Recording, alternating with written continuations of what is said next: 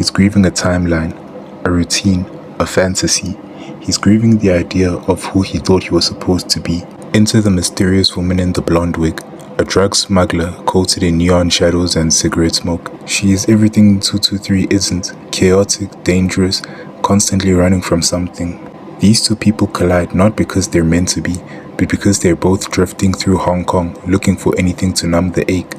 Their night together is strangely gentle, no passion, no climax, just two people who are tired, sharing the kind of silence you can only have with a stranger. And then they part ways. 223's story dissolves like the steam in a street food stall. He moves on. He stops calling his ex. He doesn't need the pineapple anymore. His arc is simple but devastating. Sometimes love ends quietly, not with an explosion, but with a slow exhale. Then the movie shifts abruptly, like flipping to a new chapter in a book. We meet Faye, a daydreaming server who listens to California Dreaming like it's an escape hatch, and Cop 663, a man who puts looks together on the surface but is quietly falling apart after being abandoned by his flight attendant girlfriend. Where the first story was smoky and frantic, this one feels airy, playful, and almost dreamlike. Faye becomes obsessed with 663, not in a creepy way, but in a childlike, hopeful way.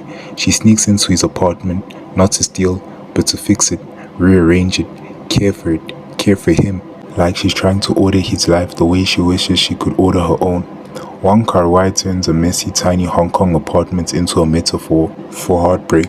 Objects soaked in memories, rooms that feel too small because someone is missing from them. 663 notices everything changing, the soap, the towels, the goldfish, but he can't admit that someone has touched his life. He's grieving so deeply that he doesn't recognize hope, even when it's rearranging his furniture. And when Faye finally leaves for California, the film once again whispers, love comes quietly, and it leaves the same way. But unlike story 1, this ending isn't final. It's suspended, like a breath held in the dark. The beauty of Chungking Express isn't how these stories rhyme without ever touching. Story 1 is about the love that expires. Story 2 is about love that slowly grows. 223 clings to routines, 663 tries to avoid them. The blonde woman is always on the run. Faye dreams of running away. One story is a collision, the other is a slow, gentle drift. Yet both asks the same questions. What do we do with loneliness in a world that moves faster than our hearts? The film answers by showing us two possibilities. You numb yourself and keep moving, like 223 and the blonde woman, or you let someone rearrange your life, even when you're not ready, like Faye and 663. Neither is right, neither is wrong.